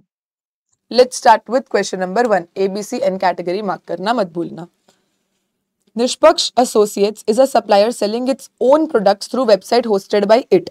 अपना खुद का ही प्रोडक्ट खुद ही की वेबसाइट से बेच रहा है, तो क्या वो ई कॉमर्स ऑपरेटर है? और वो जो भी है, क्या उसको टीसीएस कलेक्ट करना है? दो क्वेश्चंस है। अपने खुद की वेबसाइट के थ्रू सप्लाई करने में भी क्या हम इको माने जाते हैं? हाँ मैम, इसका एग्जांपल अपन ने क्लास में भी लिया था कि फास्ट एजुकेशन अपना खुद का लेक्चर भी बेचता है। डायरेक्ट सेल्स मॉडल देखा था ना कि भाई अगर अपना खुद का प्रोडक्ट भी आप बेचते हो तो भी आप ई कॉमर्स ऑपरेटर तो हो ही, क्योंकि एक ऑनलाइन प्लेटफॉर्म से सप्लाई हो रहा है। लेकिन ऐसे केस में जब अपन खुद ही की वेबसाइट से खुद ही के प्रोडक्ट्स बेचते हैं, तो बोलो क्या टीसीएस कलेक्ट होता है क्या? नहीं मैम। तो हम बोलेंगे कि मैम इको की डेफिनेशन में तो फॉल हो जाएंगे, क्योंकि इको का सिंपल वही मतलब है कि भाई जो भी चीजें क्या कर रहे हैं अपन ऑनलाइन सप्लाई कर रहे हैं वो इको हो जाएगा। लेकिन ऐसे केस में खुद ही का टीसीएस काटना अपने लिए पॉसिबल नहीं होता है। ठीक है, next question, if Sitcom Technologies Limited purchases goods from different vendors and thereafter sells them on its own website under its own billing, तो क्या टीसीएस आएगा? क्या बोला यहाँ पे? मैंने परचेस कर लिया, मैं एक ई कॉमर्स ऑपरेटर हूं, मैंने किसी सप्लायर से सारे गुड्स परचेस करके रख लिए, और अब मैं ओन बिलिंग पे आगे फर्दर कस्टमर्स को सेल करती हूँ। बोलो क्या टीसीएस आएगा? क्या ए मैम कैसे आएगा? मैं खुद का टीसीएस खुद कैसे काटूं? ओन बिलिंग कर दिया मतलब इनवॉइस तो आगे मेरे नाम पे ही जा रहा है, तो मैं मेरा खुद का टीसीएस कैसे काट सकती हूँ? तो यहाँ पे हम क्या बोलेंगे कि भाई नेट वैल्यू पे टीसीएस कटता है, लेकिन कंसिडरेशन जब कस्टमर से मिलता है और आगे अपन सप्लायर को देते हैं तब। अगर कंसिडरेशन अपन खुद ही रख रहे क्योंकि अपन ने तो गुड्स परचेस करके रख लिए, और आगे ओन बिलिंग पे मतलब ये तो यही हो गया ना कि मेरे खुद ही के गुड्स में आगे कस्टमर्स को बेच रही हूँ, तो ऐसे केस में ओन अकाउंट पे आप खुद का टीसीएस कलेक्ट नहीं कर सकते हो। सिंपल। नेक्स्ट, ये एक अच्छा क्वेश्चन है, इसको एक ए कैटेगरी मार्क कर लो, इसमें आपके काफी सारे कॉन्सेप्ट्स क्लियर हो जाएंगे।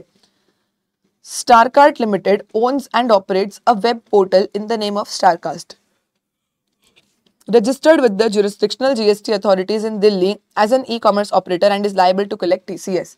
Starcast कौन है? यहाँ पे e-commerce operator है जिसको TCS काटना है।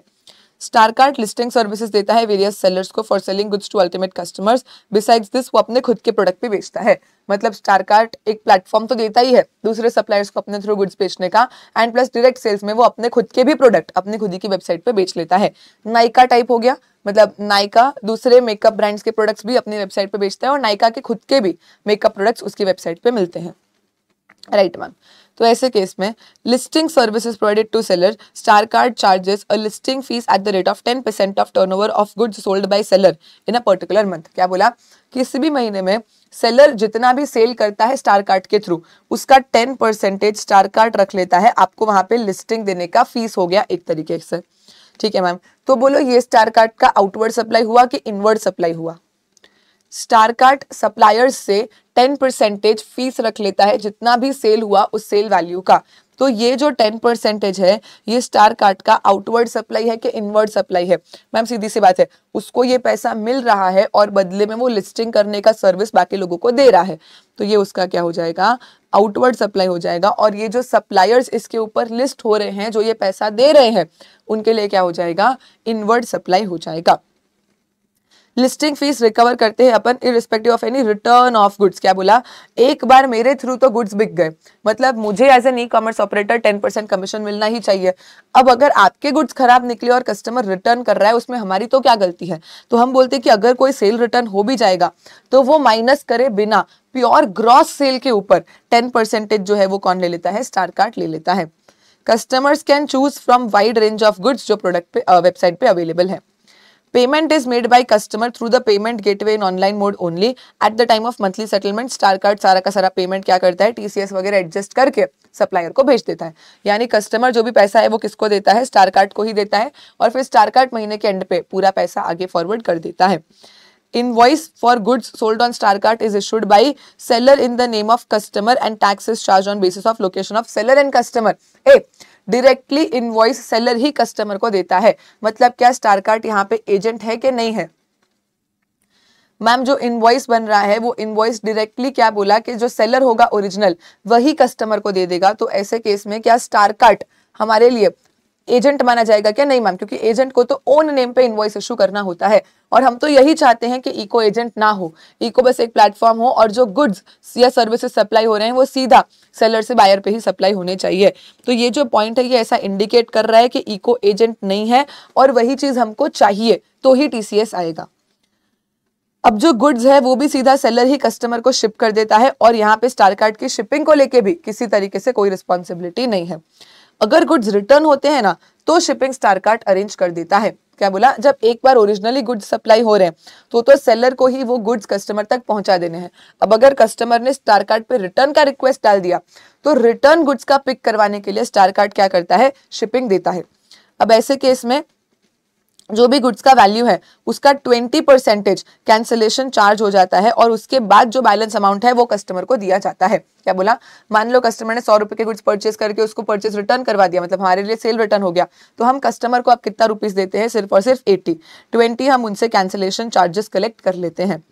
Further 10% of the value of goods return is collected from the seller by StarCart as handling charges for return of goods। तो यहाँ पे क्या बोला, कस्टमर को तो 80% पैसा दिया जाता है, रिफंड किया जाता है, वो तो सेलर करेगा। स्टार कार्ट को क्या मिलेगा, तो स्टार कार्ट बोलता है कि जितनी भी वैल्यू के गुड्स रिटर्न हुए हैं ना उसका 10% हमको दे दो, क्यों, क्योंकि हमने तुम्हारे लिए शिपिंग हैंडलिंग सब कुछ अरेंज करके दिया है।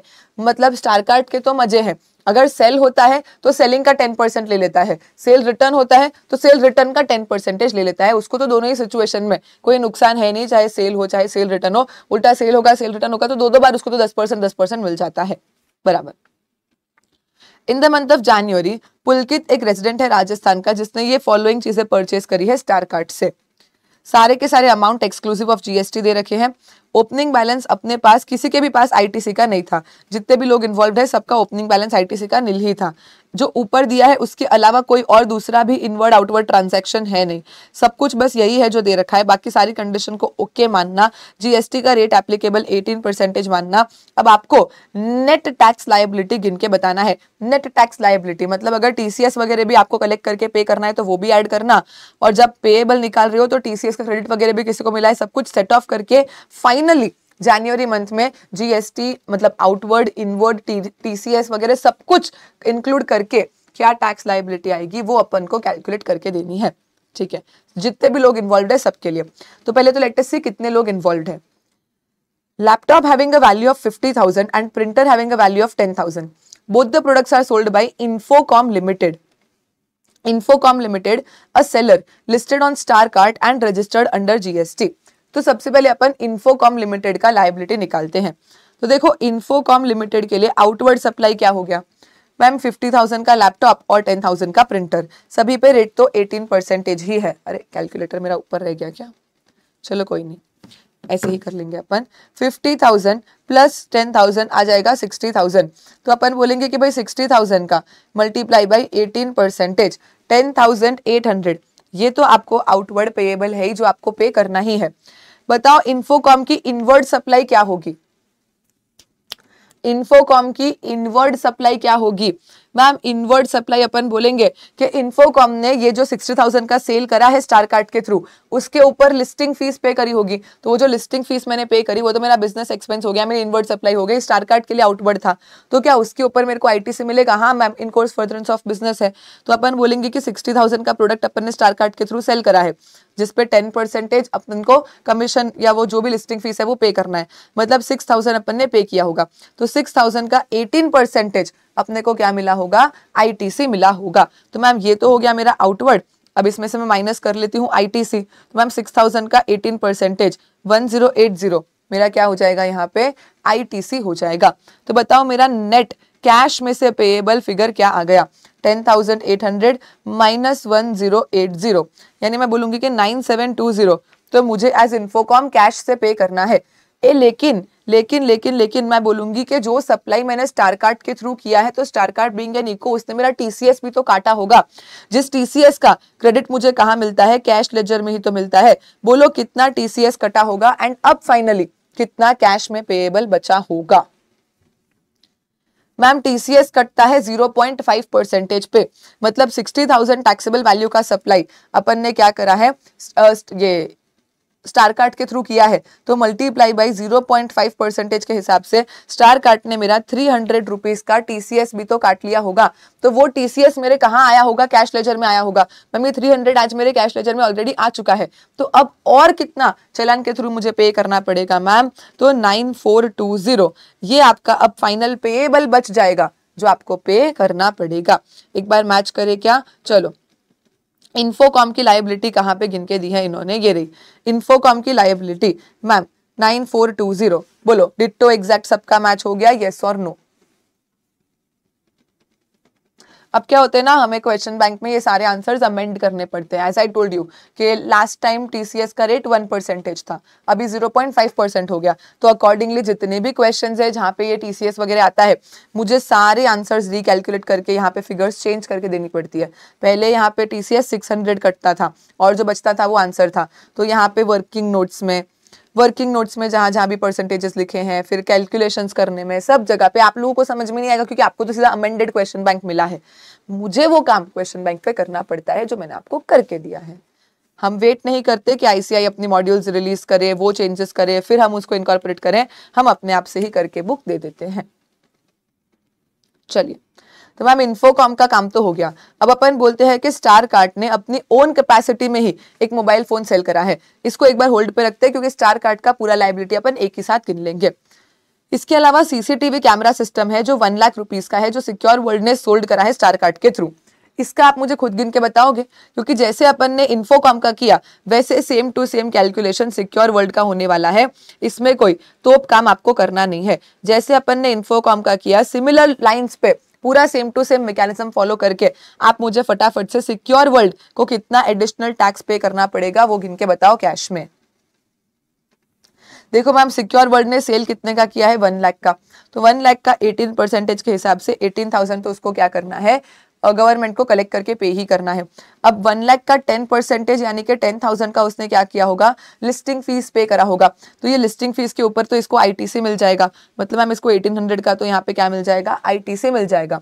अब यहाँ पे जो भी कैश में पेएबल आएगा उसमें से अपन बोलेंगे कि भाई 1 लाख का 0.5%, 1 लाख का 0.5% टीसीएस भी तो कटा होगा, यानी 500 का टीसीएस भी कटा होगा, तो उसका क्रेडिट भी मुझे कहाँ मिलेगा? मेरे कैश लेजर में मिलेगा। तो अब ultimately I will say 18,000 minus 1800 and minus 500, it comes as 15,700, जो मुझे और additional as a Secure World cash में गवर्नमेंट को पे करना पड़ेगा। फटाफट से मैच कर ले क्या आंसर? यस मैम, 15,700 जो मुझे कैश में पे करना पड़ेगा। ठीक है, और ये 9420 भी मैच हो गया। अब अपन बात करते हैं स्टार कार्ड की। चलो, अब स्टार कार्ड को क्या क्या करना है, तो सबसे पहले मुझे बताओ स्टार कार्ड का सेल क्या क्या है। मैम सबसे पहले तो स्टार कार्ड ने अपनी खुद की ही कैपेसिटी पे 30,000 का एक मोबाइल बेच दिया है, तो मैम हम बोलेंगे कि सीधा 30,000 का 18%, 30,000 का 18% यानी 5400, तो नॉर्मल उसने जो सीधा पुलकित को मोबाइल बेचा उसका ही आ जाएगा। उसके अलावा स्टार कार्ड ने क्या क्या इनकम करी है? मैम उसके अलावा स्टार कार्ड ने इन्फोकॉम से 6,000 का लिस्टिंग फीस कमाया है, और ये सिक्योर वर्ल्ड से 10,000 का लिस्टिंग फीस कमाया है, यानी टोटल 16,000 के लिस्टिंग फीस के ऊपर आई विल से कि मुझे 2880 का और लायबिलिटी अराइज हो जाएगा। बोलो ये समझ में आया क्या? जो लिस्टिंग फीस मिली है वो स्टार कार्ड का आउटवर्ड सप्लाई है ना, तो चाहे गुड्स हो चाहे सर्विस हो जीएसटी तो सब पे आएगा। तो ये मोबाइल तो गुड्स सप्लाई करा था और अपन ने बोला कि 6,000 प्लस 10,000 16,000 का लिस्टिंग फीस भी मिला, उसके ऊपर 18% जीएसटी के हिसाब से 2880 मुझे और भी पे करना पड़ेगा। तो ठीक है मैम, इसका टोटल क्या हो जाएगा 2880 प्लस 5400, आई विल से 8280 का यहाँ पे मेरा क्या हो जाएगा टोटल आउटवर्ड पेएबल आ जाएगा। अभी स्टार कार्ड के परचेसेस के बारे में कुछ भी बताया है क्या? नहीं मैम, स्टार कार्ड ने कुछ भी परचेस किया है या उसने किसी को कोई अमाउंट पे किया है ऐसा तो हमें कहीं पे भी कुछ भी नहीं मिल रहा है। ठीक है, तो ये तो पे करना ही है। इसके अलावा अपन ने देखा कि भाई जो टीसीएस होता है वो टीसीएस भी स्टार कार्ड ने कलेक्ट करके रख लिया है, तो उसको तो गवर्नमेंट को अब पे करना पड़ेगा। वो पे करेगा तब तो जाके इन्फोकॉम और सिक्योर वर्ल्ड को क्रेडिट्स मिलेंगे उनके कैश लेजर में। तो कितना कितना आया था मैम 300 टीसीएस आया था इन्फोकॉम का और 500 टीसीएस आया था सिक्योर वर्ल्ड का, यानी टोटल 8280 प्लस 300 प्लस 500 9080 क्या करना पड़ेगा टोटल स्टार कार्ड को गवर्नमेंट को पे करना पड़ेगा कैश लेजर से इंक्लूडिंग टीसीएस का अमाउंट, क्योंकि क्वेश्चन ने वही पूछा है कि भाई टीसीएस वीसीएस सब कुछ गिन के सेट ऑफ वेट ऑफ सब कुछ गिन के फिर हमें टोटल कंप्यूटेशन बताना। बोलो 9080 9420 और 15700 तीनों आंसर्स सबके परफेक्टली मैच हो गए क्या? और कोई डाउट तो नहीं आया किसी में भी? सुमित्रा नंदन books a hotel Hill Point Residency via Zitcom Technologies and Eco, who in turn is integrated with another Eco Tech Super Limited, who has an agreement with Hill Point Residency. हुआ क्या? सुमित्रा ने Zitcom Technologies के through एक hotel book करा। जिटकॉम खुद हिल point को नहीं जानता, जिटकॉम इंटीग्रेटेड है टेक सुपर के साथ और टेक सुपर पे हिल पॉइंट लिस्टेड है। तो ऐसे केस में टीसीएस कौन काटेगा ये बोलो? मैम रेसिपिएंट कौन है? सुमित्रा। इको 1 कौन हो गया? जिटकॉम। इको 2 कौन हो गया ma'am? Take super.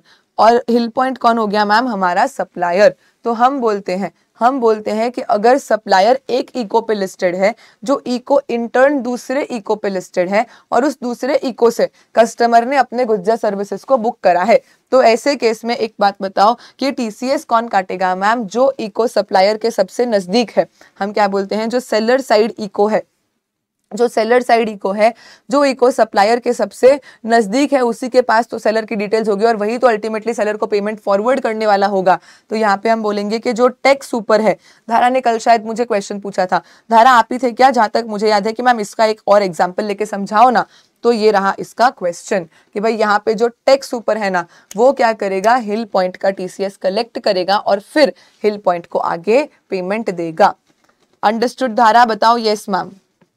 Question 11. Mr. Jignesh of Delhi books accommodation through an e-commerce operator Plan My Trip Private Limited (PMTL) registered under GST in Uttarakhand in a newly established budget hotel Paras Resorts Limited located in Nainital, Uttarakhand. Turnover of PRL in current financial year is 18 lakh. ठीक है। PRL raises an invoice of 1 lakh to Mr. Jignesh. PMTL collects the payment from Jignesh and after deducting its fees and other charges remits the balance to PRL. Advise PRL whether उसको registration लेना है कि नहीं लेना है. Also whether tax is required to be collected or not. ए भाई क्या बोला है इन लोगों ने? Suppose in above case other facts remain same. If PRL supplying accommodation is also an e-commerce operator. अरे बहुत सारा इन लोगों ने यहाँ पे लिख रखा है। चलो फटाफट से अपन यहाँ पे 2-3 चीजें इन्वॉल्व हो गई है, अपन धीरे धीरे करके पूरा क्वेश्चन सॉल्व करते हैं। सबसे पहले जिग्नेश दिल्ली का है जिसने एक इको प्लान माई ट्रिप के थ्रू अकोमोडेशन बुक करा है। तो जिग्नेश ने क्या किया यहाँ पे? प्लान माई ट्रिप के थ्रू अकोमोडेशन बुक किया है किसमें? पारस रिसोर्ट्स लिमिटेड में। पारस रिसोर्ट्स लिमिटेड का टर्नओवर प्रीसीडिंग ईयर में 18 लाख का ही था, तो बोलो उसको जीएसटी में रजिस्ट्रेशन लेने की जरूरत थी क्या? नहीं मैम। तो ऐसे केस में टीसीएस लगेगा क्या? नहीं मैम, क्योंकि अकोमोडेशन के लिए तो 95 ही लग जाता है, तो टीसीएस की कोई जरूरत यहाँ पे नहीं आएगी। पीआरएल ने 1 लाख का इनवॉइस रेज किया है जिग्नेश पे। पीएमटीएल कलेक्ट करता है payment from Jignesh and after deducting it's fees and other charges वो बैलेंस रेमिट कर देता है। तो क्या उसे पीआरएल को जीएसटी रजिस्ट्रेशन लेना पड़ेगा क्या? नहीं मैम, क्योंकि पीआरएल का एग्रीगेट टर्नओवर तो एक्सीड हुआ नहीं है, पीआरएल का एग्रीगेट टर्नओवर तो एक्सीड हुआ नहीं है, तो मैम ऐसे केस में उसको रजिस्ट्रेशन लेने की जरूरत नहीं है। तो मैम टीसीएस के भी प्रोविजंस यहाँ पे नहीं आएंगे, सीधा सीधा क्या हो जाएगा, सेक्शन 95 अप्लाई हो जाएगा। तो यहाँ पे हम बोलेंगे कि भाई नोटिफाइड सर्विसेज है अंडर सेक्शन 5। अभी ये आईजीएसटी का केस है क्योंकि इंटरस्टेट है, इसलिए अपन सेक्शन 5 आईजीएसटी का रेफरेंस दे देते हैं। तो उस हिसाब से अपन क्या बोल देंगे, in the given case PRL क्या करता है, अकोमोडेशन की सर्विस देता है थ्रू एन इको, और ये लायबल भी नहीं है जीएसटी में क्योंकि इसका टर्नओवर 20 लाख को रीच नहीं हुआ है, और जो सर्विस है वो आईजीएसटी एक्ट के सेक्शन 55 में नोटिफाइड है। इसलिए अपन बोलेंगे कि भाई इसको कोई भी रजिस्ट्रेशन लेने की जरूरत नहीं है। अब इसको रजिस्ट्रेशन लेने की जरूरत नहीं है मतलब इसका यहाँ पे टीसीएस भी कलेक्ट नहीं होगा according to section 95C GST act, मतलब सेक्शन 55I जीएसटी एक्ट क्या हो जाएगा, इको ही इसके ऊपर टैक्स कलेक्ट करके गवर्नमेंट को पे कर देगा, मतलब यहाँ पे कोई भी टीसीएस की लायबिलिटी नहीं आएगी। बोलो सबको समझ में आया, यस और नो? समझ में आ गया क्या सबको, यस और नो? और मैम अकोमोडेशन का सर्विस है, तो अकोमोडेशन के सर्विस के लिए तो हमको पता है कि प्लेस ऑफ सप्लाई क्या होता है मैम, जहां पे होटल वही place of supply. Immovable property और अकोमोडेशन, जहां पे होटल वहीं पे प्लेस ऑफ सप्लाई, जिसका सिंपल सा मीनिंग है कि यहाँ पे जहां होटल वहीं प्लेस ऑफ सप्लाई है, तो मतलब क्या हो जाएगा कि C+S GST, C+S GST जो है वो प्लान माई ट्रिप को कलेक्ट करके और गवर्नमेंट को पे करना पड़ेगा, क्योंकि होटल जो पारस है वो नैनीताल में है, तो प्लेस ऑफ सप्लाई भी क्या हो जाएगा मैम, नैनीताल ही हो जाएगा ना, क्योंकि होटल भी नैनीताल में है। तो ऐसे केस में 1 लाख के ऊपर 9% CGST और 9% SGST ये क्या करना पड़ेगा, ई कॉमर्स ऑपरेटर को कलेक्ट करके और गवर्नमेंट को पे कर देना पड़ेगा। बोलो समझ में आया सबको? हाँ मैम। उसके बाद आगे क्वेश्चन क्या बोल रहा है, अब समझो सपोज ये एक केस खत्म हो गया क्वेश्चन का, आगे अपन बोल रहे हैं suppose in the above case, बाकी सारे फैक्ट सेम रहते हैं, और पीआरएल अकोमोडेशन सर्विस देता है और वो खुद भी एक ई कॉमर्स ऑपरेटर है, ठीक है, registered in Uttarakhand as TCS collector as well as a regular taxpayer also, and PMTL has an agreement with PRL for booking the accommodation at the time when Mr. Jignesh booked the accommodation, ascertain the tax collect होगा कि नहीं होगा on the services provided by PRL to Mr. Jignesh through e-commerce operator PMTL। अब यहाँ पे ये लोग क्या बोल रहे हैं कि जो पारस है ना, पारस रिसोर्ट्स लिमिटेड, वो खुद अब क्या हो गया है, जीएसटी में रजिस्टर्ड हो गया है, वो अकोमोडेशन सर्विस भी देता है और वो खुद एक ई कॉमर्स ऑपरेटर भी है, ठीक है। तो हमने तो क्या करा है, जिग्नेश ने तो क्या करा है, प्लान माई ट्रिप के थ्रू ही यही पारस में दोबारा से क्या कर लिया, रिसोर्ट बुक कर लिया। अब पारस खुद भी एक ई कॉमर्स ऑपरेटर है ही, उसका खुद का भी अकोमोडेशन सर्विस है, लेकिन यहाँ पे जो होटल बुक हुआ है ना वो पारस में ही बुक हो गया है। एक याद आ रहा है, मैंने लास्ट में जहाँ चैप्टर खत्म हो रहा था एक क्लैरिफिकेशन समझाया था आपको कि मान लो रेसिपिएंट है, इको 1 है और इको 2 है, और जो इको 2 है ना वो खुद ही सप्लायर भी है। क्या बोला, जो इको 2 है वो खुद ही यहाँ पे सप्लायर भी है, यहाँ पे जो इको 2 है वो खुद ही जीएसटी में क्या है, सप्लायर भी है। तो बोलो ऐसे केस में टीसीएस आएगा क्या और टीसीएस कौन काटेगा? जो 2 ई कॉमर्स ऑपरेटर्स इन्वॉल्व्ड है उसमें से टीसीएस कौन काटेगा, ऐसा ये लोग पूछ रहे हैं। ए मैम सुनो, आपने ऐसा बोला था कि नॉर्मली जो सप्लायर साइड इको होता है वो टीसीएस काटता है, लेकिन अगर सप्लायर साइड इको खुद ही सप्लायर बन जाए तो वो खुद का टीसीएस तो काट नहीं पाएगा। तो फिर यहाँ पे पीएमटी, प्लान माई ट्रिप, जो बायर साइड इको रह जाता है उसी को क्या करना पड़ेगा, 0.5% ईच सीजीएसटी एसजीएसटी, मतलब 0.25% सीजीएसटी, 0.25% एसजीएसटी का क्या करना पड़ेगा, यहाँ पे टीसीएस काटना पड़ेगा। पीएमटीएल को यहाँ पे इको 1 को ही क्या करना पड़ेगा, टीसीएस काटना पड़ेगा। क्यों मैम? क्योंकि जो इको 2 है ना वही खुद भी सप्लायर भी यहाँ पे बन गया है। बोलो समझ में आया क्या? हाँ मैम।